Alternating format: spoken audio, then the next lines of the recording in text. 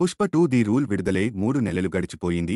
ఇకపై వేగంగా సినిమాలు చేస్తానని చెప్పిన అల్లు అర్జున్ స్టేట్మెంట్ కి భిన్నంగా ఇప్పటిదాకా కొత్త ప్రాజెక్టు స్టార్ట్ కాలేదు. నిన్న మ్యాడ్స్ వేర్ మీడియా మీట్లో నిర్మాత నాగవంశీ 2025 ద్వితీయార్థంలో Bunny Trivikram Srinivas pan India movie మొదలవచ్చని చూచాయిగా చెప్పారు తప్పించి కాన్ఫిడెంట్ గా అనలేదు. అంటే స్క్రిప్ట్ ప్రీ ప్రొడక్షన్ కి మరింత ఎక్కువ సమయం పడుతుందని క్లారిటీ ఇచ్చినట్టే. దీనికన్నా ముందు కోలీవుడ్ దర్శకుడు అట్లీతో ఐకాన్ స్టార్ ఓ భారీ చిత్రాన్ని లాక్ చేసుకున్న సంగతి నెల రోజుల నుంచి చక్కర్లు కొడుతూనే ఉంది. కానీ అఫీషియల్ అనౌన్స్మెంట్ రాలేదు. ఎందుకు లేటవుతోందనే దానిమీద అంతర్గత వర్గాల నుంచి కొంత సమాచారం అందుతోంది. అట్లీ బన్నీ కాంబోని గీతా ఆర్ట్స్ సన్ పిక్చర్స్ కలిసి నిర్మించాలనేది ప్రాథమికంగా జరిగిన ఒప్పందం.